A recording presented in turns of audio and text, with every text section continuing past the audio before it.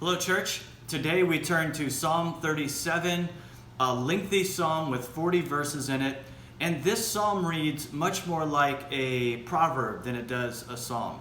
It is filled with wisdom for God's people when David is calling us to compare and contrast the life of the righteous person and the life of the wicked. And he calls us to remember that God will never forsake his people. Here's David's main theme. Don't give in to your emotions, but instead actively trust God. For example, he says in verses 1 through 2, "Fret not yourselves because of evildoers, be not envious of them, for they will soon fade like the grass and wither like the green herb."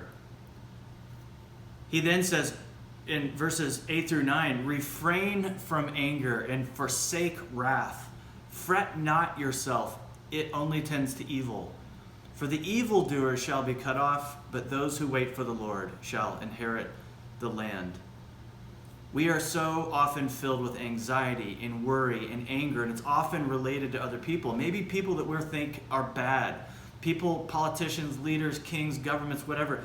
And he says, don't fret yourself with people that you perceive as evildoers. Don't let yourself give over to anger and wrath and bitterness. Look what it does to your life. In fact, I want you to think about for just a second, what has anger, revenge, bitterness done to you in your life?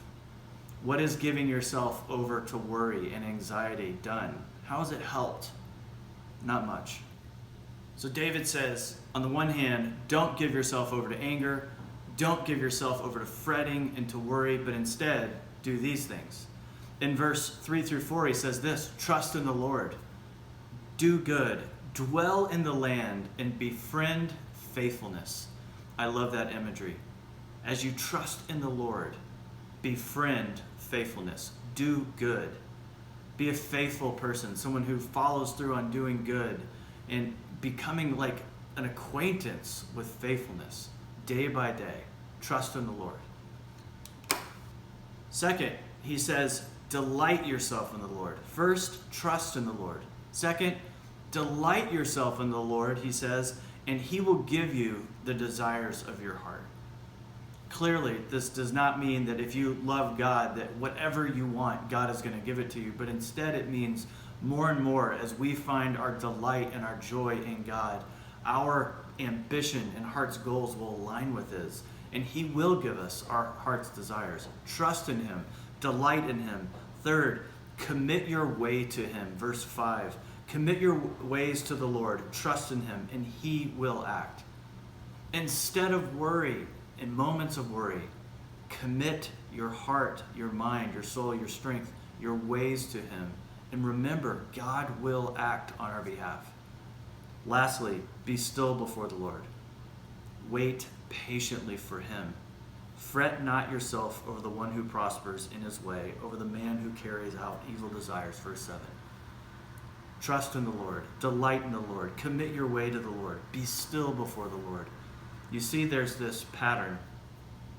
And in order to overcome our emotions and not give in to them, we're going to need to practice our faith in real time.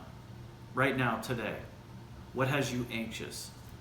Right now, today, what's making you angry? Practice these things. Work it out in real time, in real space. Begin to say to yourself, I won't give in to the fear. I won't give in to the anger. Instead, I will trust God. I will walk with God. I will commit my ways to him. I will be still before him, and I will wait on him. The last thing I want us to see is this. David is contrasting the righteous person versus the wicked person. And I'll say this, one of the greatest ways you can become more righteous, or one of the best ways, is to realize that you really aren't righteous. And that the more you need God, the more you need Jesus Christ, you actually become righteous because you become more holy. The more we judge other people, the more we compare and contrast ourselves, like I'm the righteous person, that's the wicked person, we go down the wrong road and we don't believe the gospel very well. Instead, we listen to the wisdom of God, and any good we do, any faithfulness that happens and gets poured out of our life, we realize it's by the grace of God. So the key to becoming a righteous person is to be a humbled person. And the person who is humbled before God, realizing at my heart, left to my own devices, I'm pretty wicked. But Jesus has made me righteous. Thanks be to God. Church, have a wonderful day.